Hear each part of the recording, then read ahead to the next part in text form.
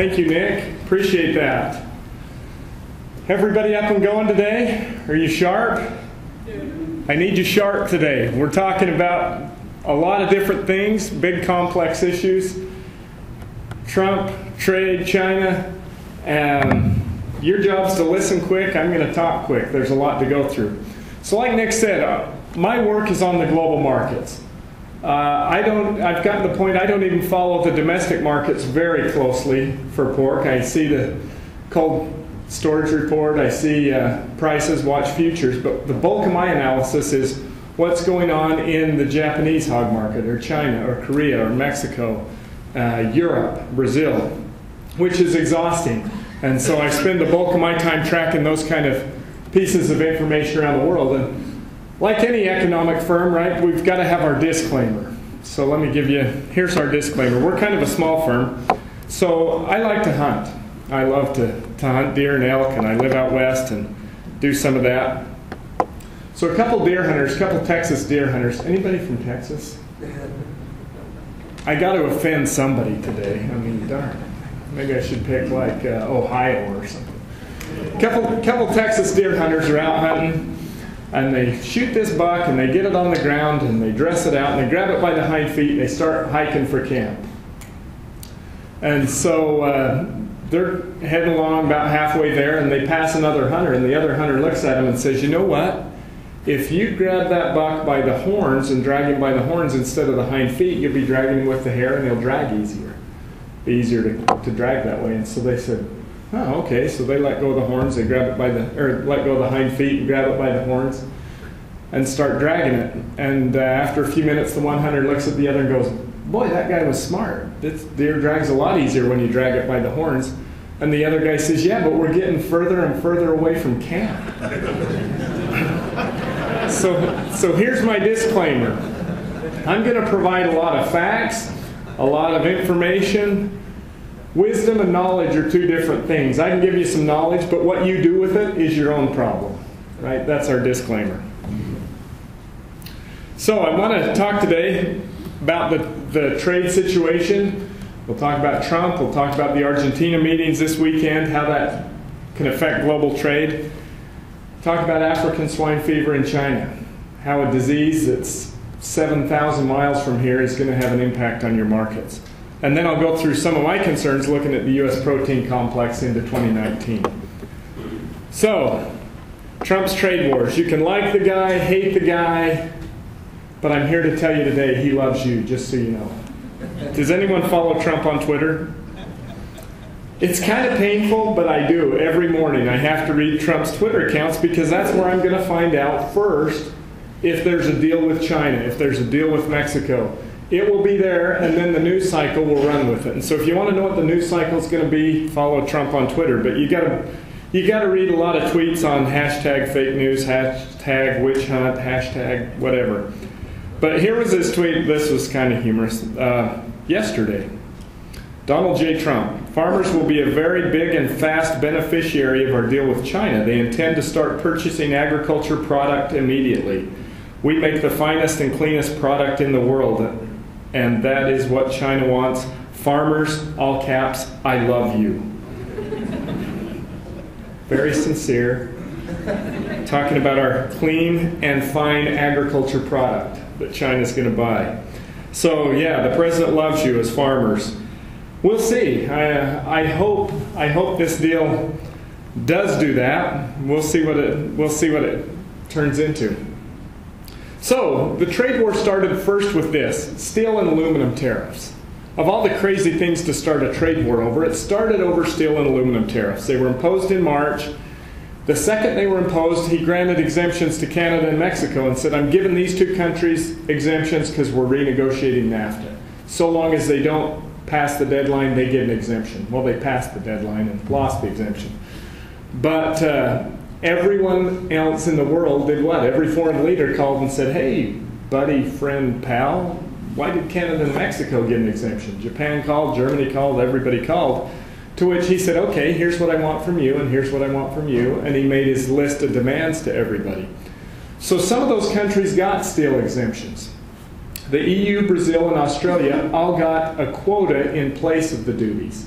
which they didn't want, but it was imposed on them. And he said, I'll take your steel exemption, or I'll give you an exemption, take the tariffs off, if you will agree to help me fight Chinese subsidized steel in the global markets. To which the next day, after that exemption was granted, the EU filed a WTO case against Chinese steel. And so they've got an exemption. Korea got an exemption because they met the deadline on the renegotiation of the Korean Free Trade Agreement. Those are the countries that have exemptions today. There are other countries that desperately want exemptions. Japan, EU, Canada, Mexico, China. So if you saw, every meeting that the president's had with Prime Minister Abe of Japan has been, we want a free trade agreement. To which the Japanese Prime Minister said, we're not going to talk about a free trade agreement. That's went on for 2 years. About a month ago, the Prime Minister of Japan said, okay, we'll talk free trade with the U.S. And then he went home and tried to tamper it down like, we're not really talking big free trade, little free trade. But when the president took office and withdrew us from the TPP agreement, all of a sudden that agreement that we negotiated, we used all our leverage and our full force to get that agreement, then we pulled out of, and now all our competitors are going to benefit from it. The TPP agreement takes effect December 30th. Canada is going to get better pork access to Japan on that agreement we negotiated. So that ramps up the pressure enormously on Japan to get a deal. Uh-oh, what did I do here? I shouldn't be trusted with technology. I really shouldn't. Oh, it's not even on your screen. It's just on my screen. Never mind. So the EU and Britain have also agreed to a free trade agreement. There are talks. Canada and Mexico signed the NAFTA, the USMC agreement, this weekend, but they haven't been given an exemption yet. And that's important to understand because they have duties on our meat. The agreement was signed in Buenos Aires by Mexico, Canada, and the U.S., but until those Congresses and Parliaments approve it, it doesn't go into effect. So the Mexican Congress, the U.S. Congress, and the Canadian Parliament all have to ratify that USMC agreement before it goes into effect. And I think Trump is holding that steel exemption over their head, saying when your Congress approves, then you get the exemption. That's important to understand because with Mexico, that's 20% duties on U.S. pork. So, we good? Yeah, sorry, I had a thing pop up on here, but sorry about that. So, future thoughts. Canada, Mexico, I think they'll get an exemption. I don't know when. Japan and EU, if we get free trade talks, they'll get one. China, probably not. I don't think China's ever going to get a steel exemption under Trump. We'll talk about why. Here's the casualties we've had from this first battle over steel and aluminum. China put a 25% duty on U.S. pork, then they put another 25% duty. So if we want to do the math, that's 50%, plus we pay a 12% duty to ship pork to China, regular duty, plus we pay a 16% VAT, value-added tax, to China. So you add that up, we're paying 78% duties on all U.S. pork going to China. That's inhibitive. Now, we're still sending some pork to China. There's some pork going that way. But those duties make it very, very difficult. Now, the commitment this weekend was China's going to immediately start buying agriculture. I'm waiting every minute now to see where's the announcement that China's dropping these retaliation duties. Hasn't come yet. But that was a big president-to-president meeting. I'm sure it takes time for the details to filter down through the underlings in both governments. And so I'm expecting this to happen fairly soon. Take those retaliation duties off pork. That will help. Mexico, 20% duties on our hams. That hurts. It hurts. It didn't hurt the flow, but it hurt the price, and I'll show you here in just a minute. Canada put 10% duties on processed beef. Not a big deal. That's only about 20% of the beef we send to Canada. But this is the extent that the meat and poultry industry has been hurt thus far. So there's our December hog futures. There's the day that the Mexico put the 10% duties on in June, and in July those duties went to 20% and the market tanked. Now those duties are still on and the market's corrected. So I guess you can argue, did the duties really hurt us? Well, they sure did in July and August. But the market is back far better than what I would have expected. When this happened, if you looked at ham prices, I talked to a lot of U.S. exporters, Mexican importers, they said the Mexicans are going to pay this duty, we're not. They're just going to have to bid 20% more to get our ham. And that was kind of true the first week or two. Then we had some movement on hams. I don't know if that tariff gets lifted, and it could get lifted in the next 30 days, maybe in January, if the Mexican Congress approves the agreement. I think you could see ham prices move maybe 5 to 8 cents a pound from our side.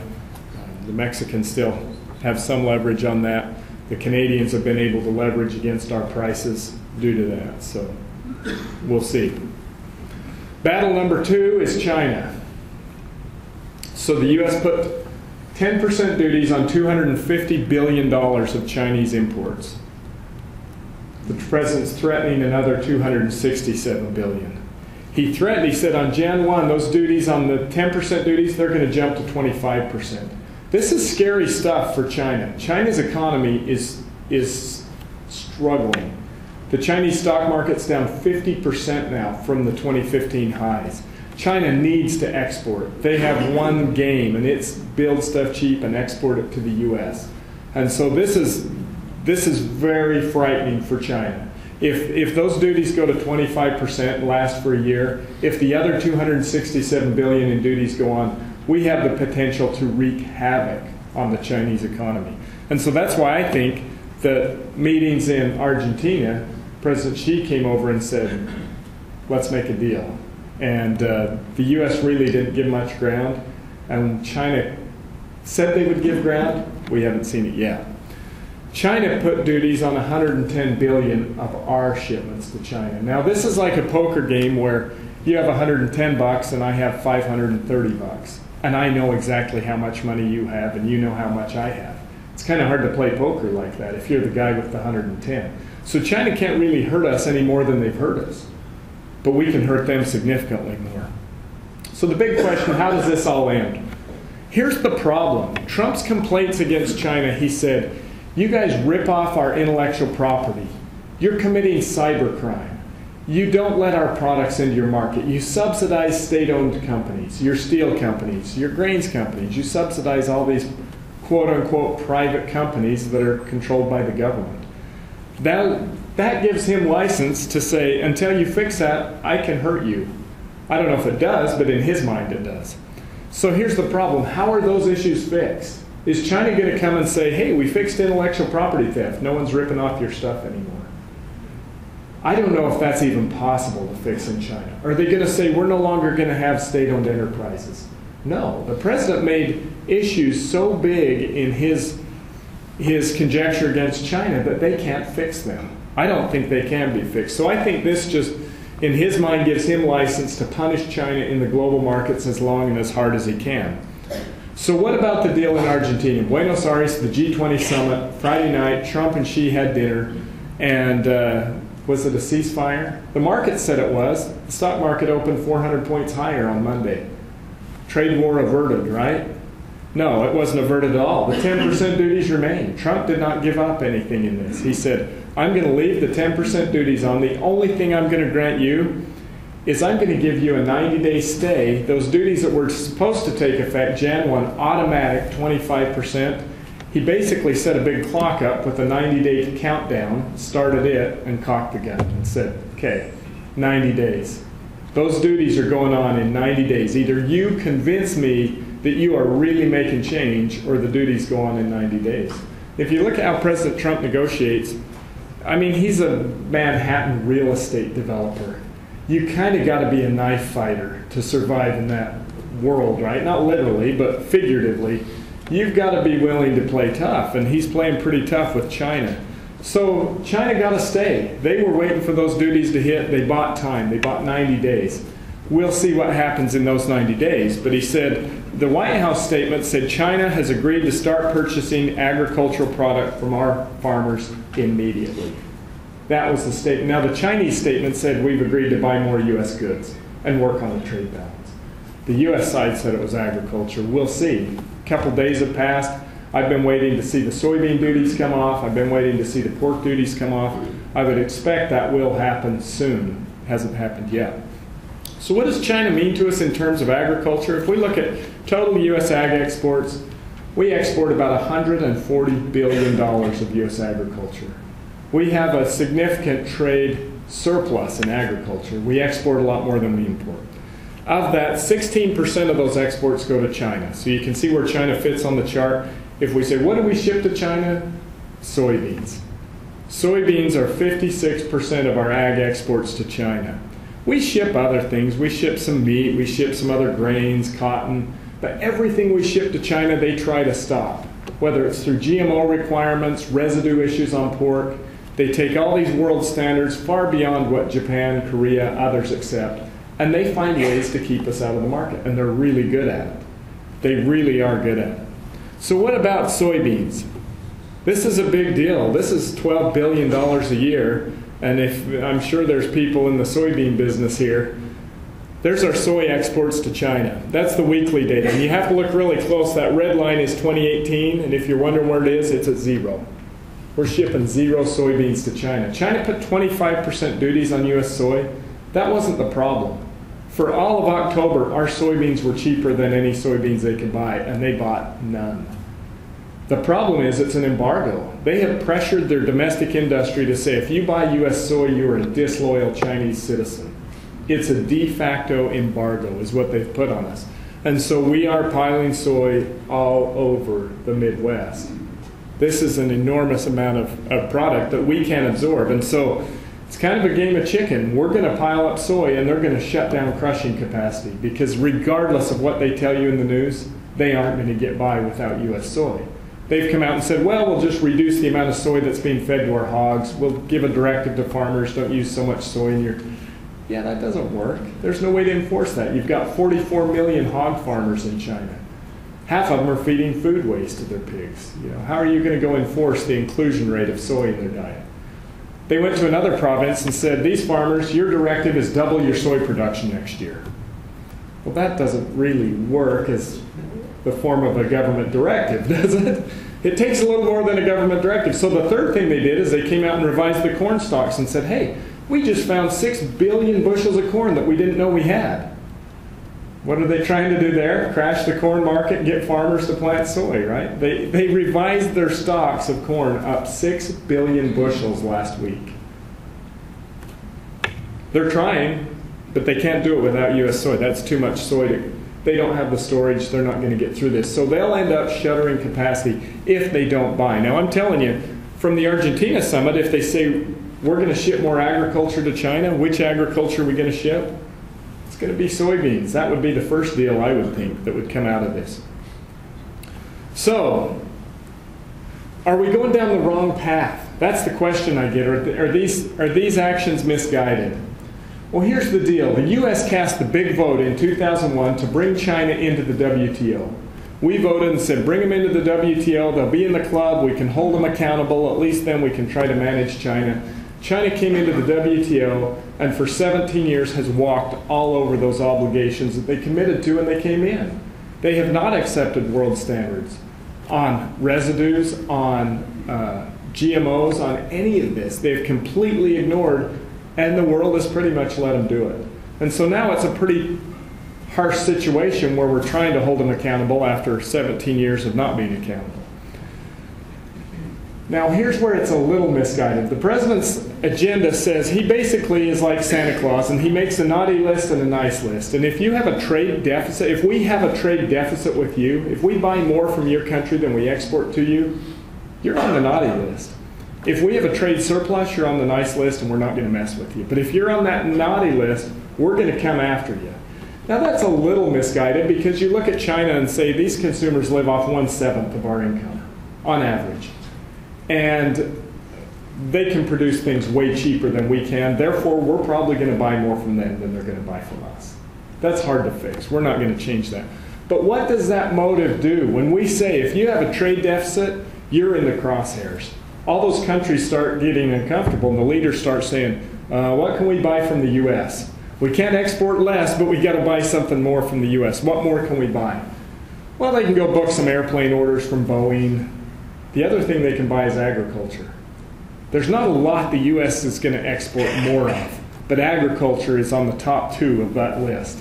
And so as those countries feel the pressure and feel the heat and feel The cannons aimed at them from President Trump, there's more pressure for them to figure out how to import more U.S., and agriculture stands to benefit from that.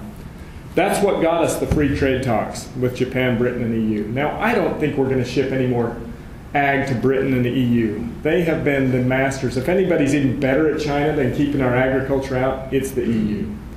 The EU today, here's a stat for you. The EU collective national budgets of the EU nations, 45% of those national budgets go to farm subsidies. They spend almost half of their national budgets subsidizing farmers. What happens if they throw the door open and allow imports in? We are way more competitive than they are. A subsidized farm sector that's been subsidized basically since World War II is not competitive. We would crush that industry, and so they're going to fight us. But Japan's a big deal. We not only will start talks soon. We need a deal with Japan because Canada now has a pork deal with Japan through the TPP, and Europe is going to sign a deal with Japan probably in the next 2 months. So our two biggest pork competitors to Japan are going to have an advantage. With China, who knows? China's never really open to U.S. agriculture. They play a lot of games with us. Outside of soybeans, they import 85% of the soybean needs from the U.S. and from Brazil. Beef, poultry, corn, pork. So say something happens and they say, okay, we're going to adopt the Codex standard on maximum residue levels. No more residue issues with beef, pork, or poultry from the U.S. That would be huge. I follow prices every week. I know what our price is of hogs. I know what China's price of hogs were. If that market was truly open, no strings attached, we would send mountains of pork to China. The problem is, China has a big concern about social stability and food security. And we can't put 200-300 million farmers out of business in China. So they have to protect their agriculture market. Here's what I'm talking about. The number one concern, if you follow China policy, what China's doing, whether it's food policy, national policy, foreign policy, I'm convinced every policy in China revolves around this one concern, social stability. China doesn't build a military to go invade foreign countries. They aren't worried about really even foreign invasion. They're very worried about social stability. Food security is important to social stability. China has to keep those hundreds of peasant farmers, hundreds of millions of peasant farmers farming. There's no plan B. One, they need employment. Two, China needs to feed itself. They do not want to be dependent on imported food, and therefore, imports have to be managed. If your agriculture costs, products are higher priced than the world markets, you've got to protect against imports. Imports will wreck your farm sector. And so that's the spot there. And that's why I say China is the market of the future, and they always will be. Right? They're not going to throw the doors open. They can't. They have to preserve their farm sector to some degree. Unfettered agriculture access to China would cause import surges. It would displace hundreds of millions of peasant farmers, and it would lead to foreign dependence on food. All three things they do not want to do. Here's a quote by President Xi. This was just a couple months ago. He visited some farms in September, and he said the Chinese people should hold the rice bowl in their own hands, and the bowl should contain the food produced themselves. Now every national leader says that to his farmers, right? He really means it. I've read a lot of Chinese strategy documents over the years of their food policy strategy, and they always talk about the rice bowl. We need to hold the rice bowl firmly in our own hands. That is a key strategic priority for China, to not lose dependence. Now Japan today, Japan imports over 50% of their caloric food intake. Over 50% of Japan's food is imported. How hard can they fight Trump on a free trade talk? It's pretty tough. China doesn't want to be in that spot. So, while we're talking about China, it's always more fun to talk about problems somewhere else than problems at home, right? Let's talk about African swine fever. It's never a good sign when you have hogs and hazmat suits. That's a picture you never want to see. Hopefully we never have to see that here. This is a serious, serious situation. Here's why it's a big deal. Look at the density there. There's China's hog density. That's also basically their people density. But look at the Korean Peninsula right there. Look at Vietnam. This isn't a China problem. This is an Asia problem. This is half of the world's pigs. Just China alone has half of the pigs in the world. Chinese pork is the equivalent of 20% of the global protein market. 20% of all meat and poultry consumed in the world is Chinese pork. Shortages in Chinese pork will drive global markets. It'll drive beef markets. It'll drive poultry markets. It's that big. And here's the bad thing. The wreck is now inevitable. It's happened. This is far beyond what can be fixed. African swine fever is the most feared hog disease in the world. We've been tracking it since 2007 when it first jumped from Africa into Georgia and then into the Ukraine and now all over Eastern Europe. This is a tough disease. No vaccine, high mortality. It's carried by wild boars, ticks, food waste. That's a problem in China. China has a lot of wild boars too. The virus is highly transmissible, but it's not highly contagious, and there's a difference in that. One drop of blood from a hog infected with ASF has enough virus to infect hundreds of other hogs. But blood is the main vector. It's not easily airborne. It's not even easily transmitted through mucus. Blood is the main vector. And so we think of a disease, we think of PED. We think of wildfire. One hog in the barn gets it, they all get it. That's not how African swine fever is. You may have 20% of your hogs get it. You may have 30, 40, 50%. It's very rare that all your hogs get it. But every hog that gets it pretty much dies. It just kills hogs. And so that's something to think about. That's important because when we look and we're trying to guess, right, we're all trying to guess when's the pork gap going to hit. When are they going to step in the world market and buy U.S. pork? It may take longer than you think because while this virus has spread all over China, it has not went wildfire and killed 100% or infected 100% of hogs. It doesn't have human health risk. Now, that we know that, but when the Chinese government goes to the people and says, hey, look, there's no human health risk of this virus, the people do what? Oh, crap, there's probably a human health risk, right? No one trusts the Chinese government. They have food safety scandals every month. And so there's probably going to be some impact. There's going to be reduced pork demand in China as consumers go, the government says it's okay, maybe it's not. And the government's aware of this. They're very concerned about it. They've actually put people in jail for writing on social media about African swine fever. They're in total media lockdown on this. You try and go find a newspaper article out of China on African swine fever. It's very, very scrubbed and very, very guarded how they talk about it today. Problem with ASF is it's very resilient. It's a hard virus to kill. I'm sure you can't see all this, but it just shows the survival time of ASF in different products. So in frozen meat, 1,000 days. That virus will stay in the meat. You can freeze it for almost 3 years and pull it out, and you're still going to find African swine fever virus in the meat. Contaminated pig pens, 1 month. Maybe. The Chinese government said when we depopulate a farm, you're not restocking for 6 months. Think about what that does to supplies. 6-month wait to restock a farm. Some of these farms are big. There have been farms over 10,000 head get hit with it in China. So it's a hard virus to kill. Here's the problems with China. Half or more of their farms are small, mid to small size farms with no real opportunity to control biosecurity.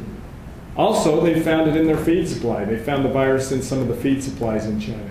This thing is out of the bag now. It's gone far enough. It's pervasive enough. It's now in wild hogs. They found the first confirmed case in a wild boar a week ago. I don't think they were testing before that. Once it's in your wild boars, the realization is you're probably going to have it forever. Same for us. If we get a case here in the Midwest in a domestic hog farm of ASF, I think we could probably get our hands around it and get it under control. We find it in a wild boar in North Carolina, we'll probably never get it under control. So that's important to understand. Density. Chinese hog density is incredible. It's 1.5 hogs per acre of farmland across China, 0.2 in the U.S. Russia's had African swine fever for years. They've actually expanded their herd through it. China's not going to be able to do that. The scale is too big and the density is too high. They still transport live hogs all over China. Who here's been to China? I'm sure some of you guys, okay, scrub your feet before you come home, right? No, we all know that, and I think you have a talk on it this afternoon from National Pork Board. Todd's going to talk about biosecurity. It's a serious deal. I've been in situations overseas. It wasn't in China, but I was in a wet market in the Philippines, which is endemic with foot and mouth disease. I threw my shoes away when I came home because I was flying the next day. China's very different than here. The biosecurity measures are lacking. They're still transporting live hogs through the cities. If you've been there, you've probably seen scooters with a live hog on the side of the scooter. I've seen scooters where they'll hang a live hog on both sides of the scooter, wrap them in netting, put them over the sides of the seat, and drive them into town, squealing the whole way, drive them right into the markets in town. And so you can see the challenges of them trying to really control a virus like ASF. So there's kind of a mid-sized hog farm in China. That was in Guangxi province in the south last year. No real opportunity for biosecurity. You could have wild boars up against the edges here. Pretty difficult to really implement biosecurity. And so that's the challenge. The virus has now spread 2,400 miles north to south. Outbreaks reported every couple days.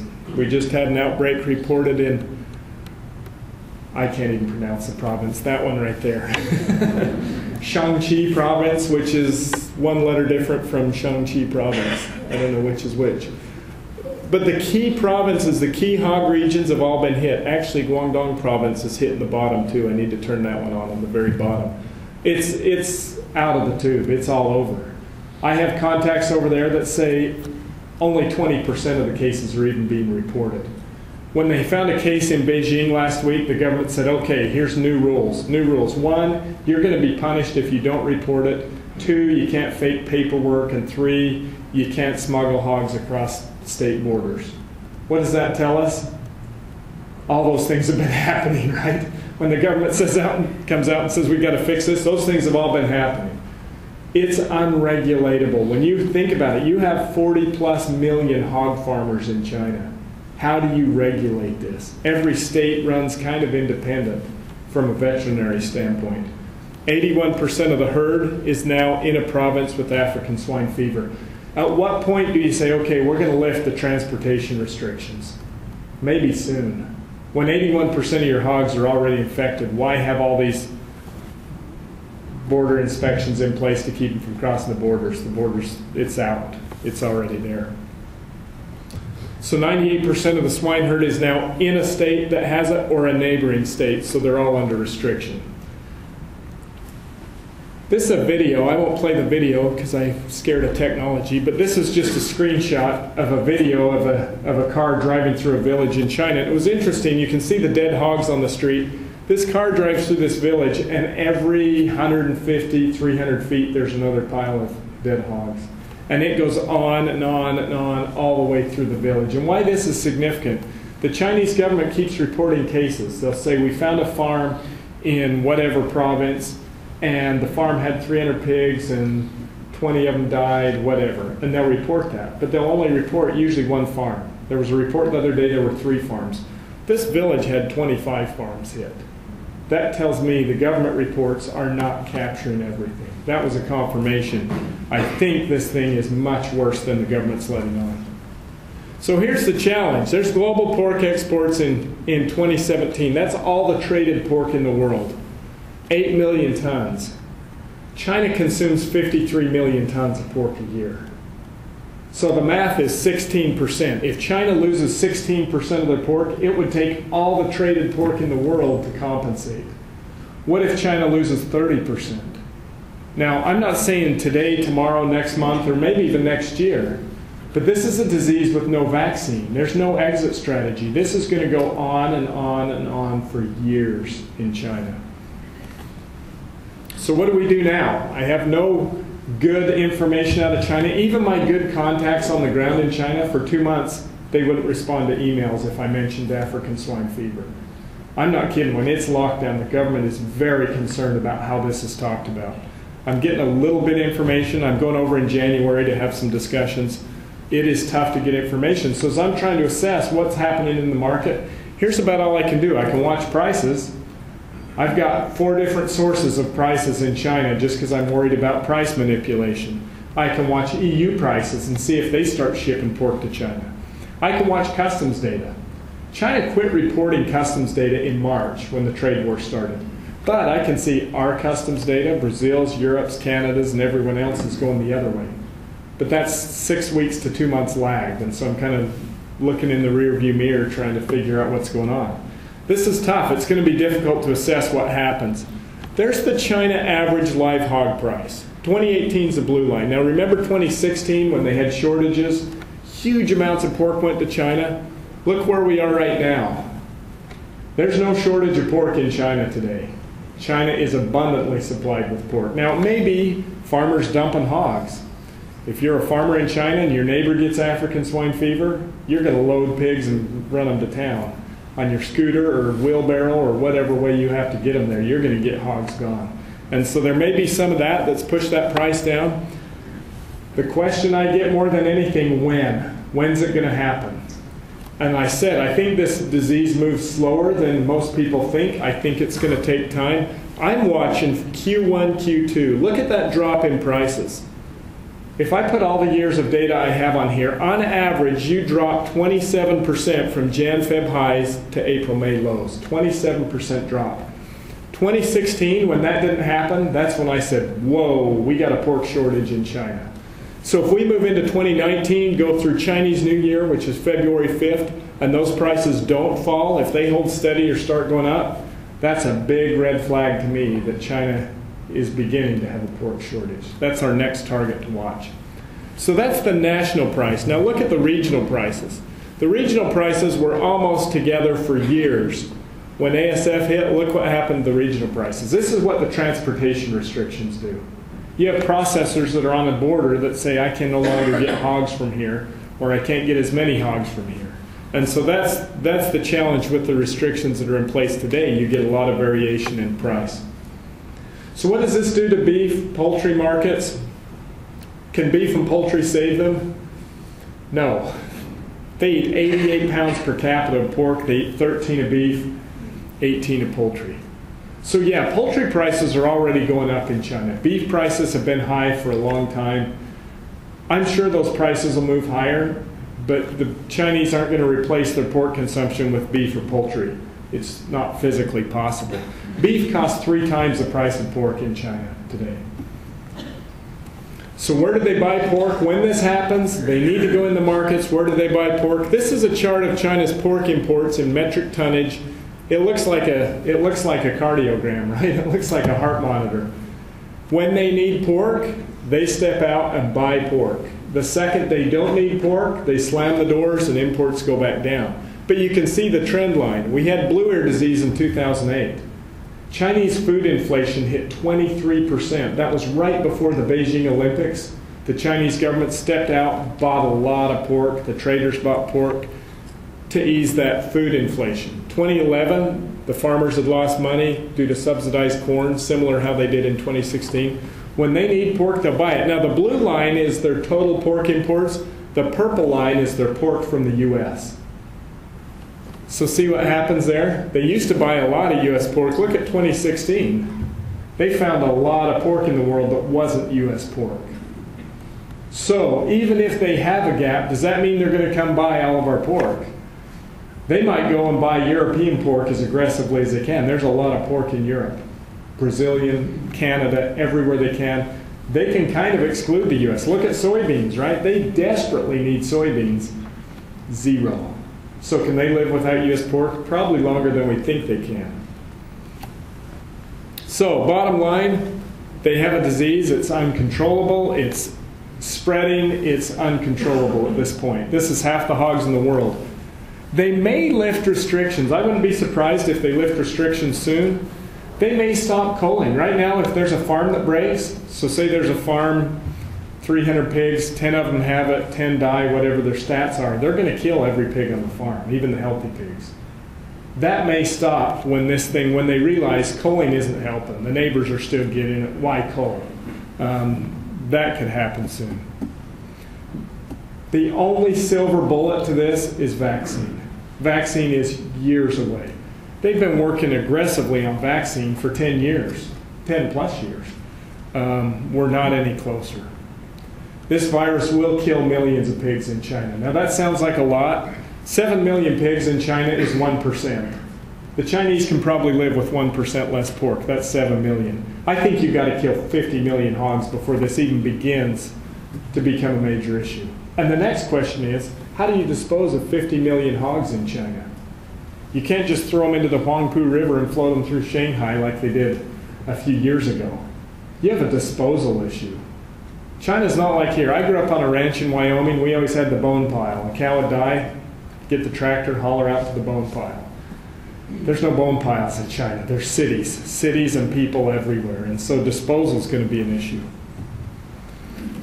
Does China buy the U.S.? I don't know. Here's a wild card. I just told you why they wouldn't. They can buy Europe. They can buy everywhere else. But what about this? Our biggest pork company is Chinese owned.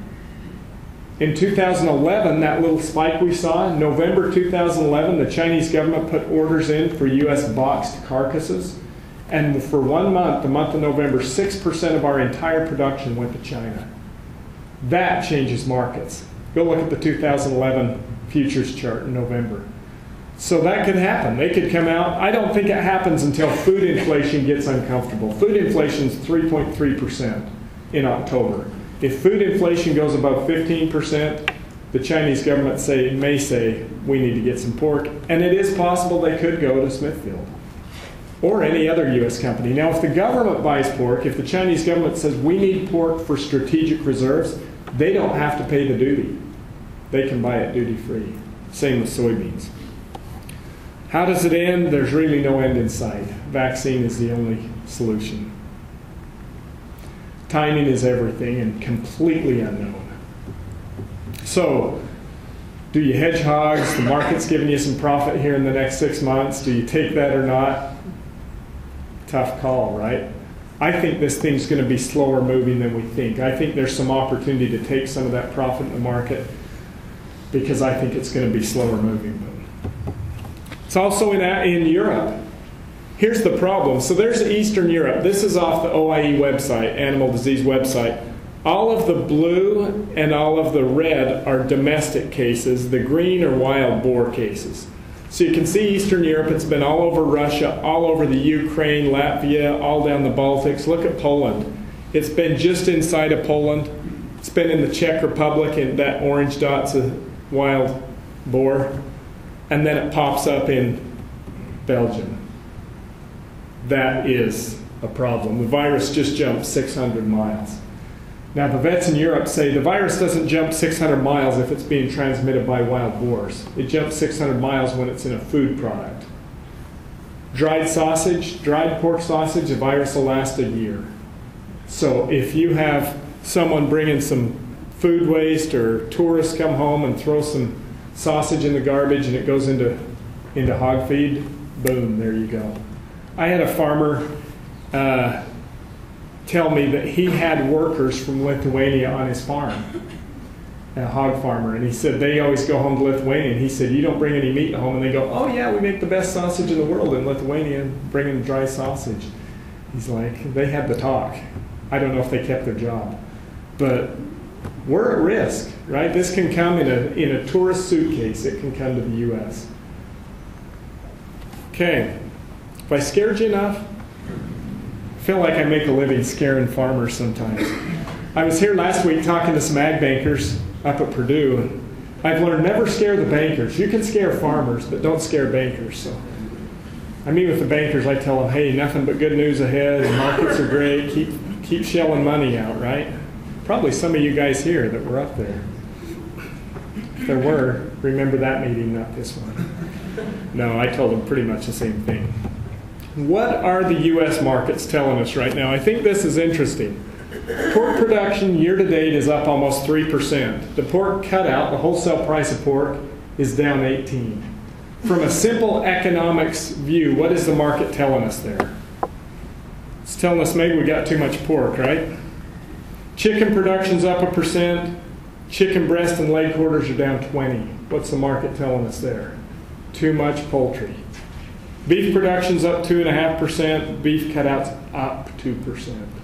A strong economy loves beef and punishes chicken. Pork's in the middle there. We have a lot of protein on the U.S. market. Look at our per cap supplies. Beef, pork, poultry. Look at the direction right there. Americans are going to eat a record amount of beef, pork, and poultry in 2019, more than they've ever eaten. Which is great news, right? That's fantastic. Here's the good news. Isn't that good news? The vegans are losing, and they're losing big time. Look at that line. You can tell them they're killing their children, and we're still going to eat more meat in America. Meatless Monday is not working. I think that's fantastic news. And expansion's continuing. We're still growing. U.S. poultry industry has 7 new plants slated. 6 of them will be built next year. We'll see if that happens or not. When chicken breast prices are down 20%, are we really going to build 6 new plants? That's what's scheduled right now. There's our per capita pork number. Is that a good chart or bad chart? Is that good or bad? That's fantastic in one side because you say, wow, Americans are consuming a lot more pork. We've jumped 8 pounds on them just since 2014. That's fantastic. But on the other side, you sit and go, ooh, somewhere there's a glass ceiling up here, and when we hit it, the markets are going to let us know, aren't they? We are a little bit dangerously high on supplies in the U.S., in my opinion. Will exports save us? Pork exports would need to be up 20% next year to keep per cap supplies steady. Beef up 19, poultry would have to be up 12. Is that possible? Well, technically it's possible. Is it probable? No, it's not probable. It would be basically the equivalent of signing abroad. You could do that, it is possible, but it's probably not going to happen, right? We can't look to exports and say, save us here, when we continue to produce more pork. We just don't export enough to keep up. So here's my forecast for pork exports. I've got 2018 up 4%, I've got 2019 up 5%, but if you look close, look at the red line, China, Hong Kong, I'm not giving them much. Now, I may revise that real quickly if the duties come off this week. If China lifts retaliation duties this week, I'm going to be bumping that back up. But with those duties in place, with the slow advancement of African swine fever, I think it's going to take some time with China. So, market outlook, beef's in a good spot. I haven't talked about beef, but global supplies are rising for beef. But China stepped into the market buying a lot of beef. They're going to import $9 billion of beef this year, more than pork. Chinese beef imports are now bigger than pork. And there's an Aussie drought. They've killed that herd down. Aussie slaughter is going to be lower next year. Their beef exports are going to be lower. U.S. export demand for beef will be great, and that's probably good news on the pork side. Beef herd continues expanding in the U.S. Strong economy's been helpful. Beef probably has the least downside concern on price next year. Pork, we've talked about high supplies. It's all about ASF. Are you long or short? Take your pick, right? So, beef supplies are tight. China ASF, we've talked about that. Does a gap emerge? It will. There will be a pork gap in China. I do not know when it will be. All we can do is watch those prices. Trade policy risk is mostly appeased. If we talk about the Trump situation, there's not a lot more downside risk. The China deal, they pretty much stopped our pork. We're probably going to get duties lifted by Canada and Mexico soon. There's not a lot more bad news can come from anything Trump's going to do in the world. Hopefully, we've gotten through the tough part and there's the opportunity is better in the future. Talked about Japan, TPP, consumer demand. Really, our biggest market is right here at home. What do U.S. consumers do? Economic indicators are a little wobbly going into 2019. That's a big thing to watch. So one last point. I can't leave you nervous here. I've got to breathe a little optimism into the room. Who misses Econ 101? Who took Econ classes and just thought those were the best days of their life and wants to talk about Econ today? I've read some statistical correlation here. I took global GDP against meat and poultry consumption worldwide. Every one of those dots is a year. The correlation is 0.99. So economically, what's that telling us? The meat and poultry consumption are highly correlated with incomes. Now that can go two ways. There's two ways to explain a ratio. Either the more money people earn, the more meat and poultry they eat, or the more meat and poultry they eat, the more money they earn. If that were only the case, right? So what I'm telling you here is GDP is the driver. Now, I took the IMF forecast. They forecasted GDP out to 2030. Here's what that forecast looks like. I run that on the same line, and I say if GDP goes where the IMF says it's going to go, then meat and poultry consumption are going to increase by 140 million tons worldwide in the next 13 years. In the last 13 years, we increased supplies 70 million tons. This says the world is going to need double the growth rate to 2030 just to keep up. And it's not all poultry. For pork, in the last 13 years, we increased global pork supplies 23 million tons. We're going to need 52 million tons in the next 13 years, based on this. 13 years. If you notice, those dots are getting further and further away apart. That's saying income is bringing hundreds of millions of people into the middle class. Actually, the middle class is set to grow by 3 billion during this same time period. 3 billion more middle class consumers. You're in the business of producing food. There's a big hungry world out there. So, what do we learn about the future? Charles Darwin. Now, I don't really believe that my ancestors crawled out of a swamp and sprouted legs, but I do believe in Darwin's theory of adaptation. It is not the smartest of the species that survives. It is not the strongest of the species that survive. The species that survives is the one that is best able to adapt and adjust to the changing environment in which it finds itself.